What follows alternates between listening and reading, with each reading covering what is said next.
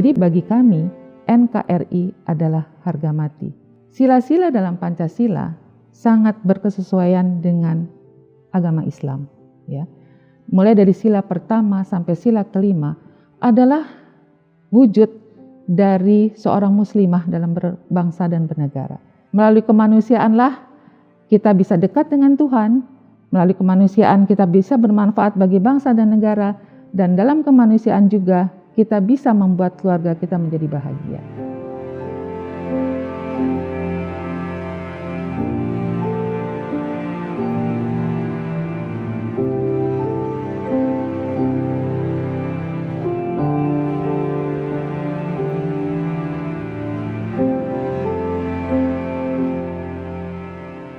Kami, wanita Jamaah Muslim Ahmadiyah, sangat ditekankan tentang love for all, hatred for none.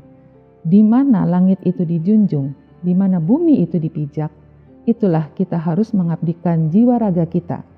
Jadi bagi kami, NKRI adalah harga mati. Kebangsaan, kemanusiaan adalah tolak ukur bagaimana kita bisa berkehidupan di dalam suatu negara kesatuan Republik Indonesia. Pancasila adalah pandangan hidup yang sudah teruji. Kita sudah merdeka sekian puluh tahun dan itu sudah teruji. Sesuatu yang validitasnya sudah dapat kita saksikan, ya, sudah terombang-ambing dalam berbagai krisis, kemudian dalam berbagai cobaan. Itu menandakan Pancasila adalah sesuatu yang betul-betul menjadi patokan dalam berbangsa dan bernegara. Sila-sila dalam Pancasila sangat berkesesuaian dengan agama Islam. Ya. Mulai dari sila pertama sampai sila kelima adalah wujud dari seorang muslimah dalam berbangsa dan bernegara. Jadi Pancasila dalam berkehidupan, berbangsa dan bernegara sangat berkesesuaian dengan agama Islam.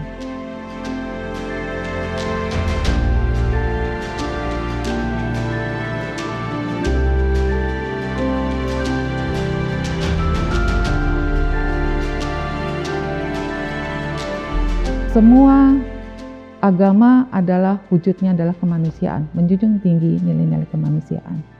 Tetapi kemanusiaan itu kemudian menjadi landasan dalam berbangsa dan bernegara. Kalau kemanusiaan itu terkoyak, ya, maka kita sebagai insan yang berada di dalamnya harus juga bereaksi dengan kemanusiaan. Maka kita dalam memberikan pertolongan sudah lagi tidak memikirkan dia dari suku apa, dari ras apa, dari agama apa. Itulah yang membuat hati kita menjadi bersih dan hati kita betul-betul terdorong untuk menolongnya. Tidak melihat dengan sebelah mata. Dan itu sangat penting dalam hal kemanusiaan. Dan itulah yang selalu disampaikan oleh pemimpin Jamaah Muslim Ahmadiyah.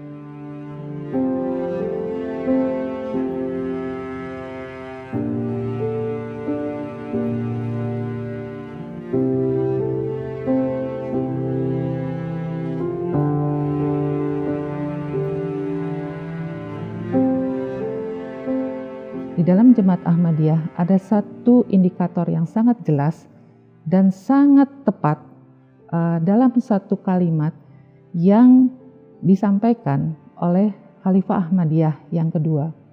Beliau mengatakan begini, Islam akan berhasil jika kalian dapat memperbaiki 50% kaum perempuan. Kalimat ini tidak disampaikan kepada kaum pria, tetapi justru disampaikan kepada kaum wanita. Adalah indikator yang sangat jelas kita semua harus bisa memperbaiki kaum wanita jika kita ingin maju dalam satu kesatuan kebangsaan. Tetapi kita tidak ingin itu hanya sekedar 50%.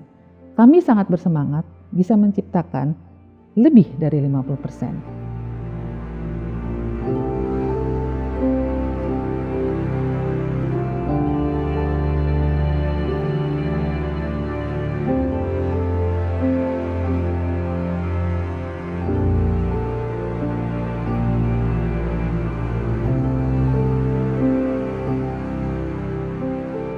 kami mempunyai program yang mana program tersebut sama untuk di seluruh dunia. Tetapi khusus di Indonesia, tentu kami melakukan penyesuaian-penyesuaian. Ada beberapa aspek yang kami betul-betul ingin menekankan kepada seluruh anggota Lajnah Imailah. Yang pertama tentu dari sisi kerohanian. Kami berupaya bahwa setiap anggota Lajnah Imailah adalah insan yang disukai atau disayangi oleh Allah Subhanahu wa taala. Untuk menjadi insan yang disenangi, disayangi Allah Subhanahu wa taala, tentu setiap langkah, setiap niat dia harus tertuju kepada Allah Subhanahu wa taala. Dan itu harus juga dapat dilihat di dalam kehidupan sehari-hari. Kiprah lainnya adalah tentu pengetahuan. Kami sangat berharap bahwa setiap anggota dari Lajnah Imailah setinggi mungkin ingin mereka tercapai cita-citanya. Wanita sama sekali dalam Islam tidak dikungkung dalam hal capaian cita-citanya. Asalkan dia mengetahui kodrat-kodrat mana yang biasa dia lakukan dan yang tidak bisa dia lakukan. Jadi Islam adalah agama yang hidup. Tentu agama yang hidup juga harus diiringi dengan bagaimana orang-orang yang berada dalam agama tersebut menghidupi pengetahuannya dengan cara belajar.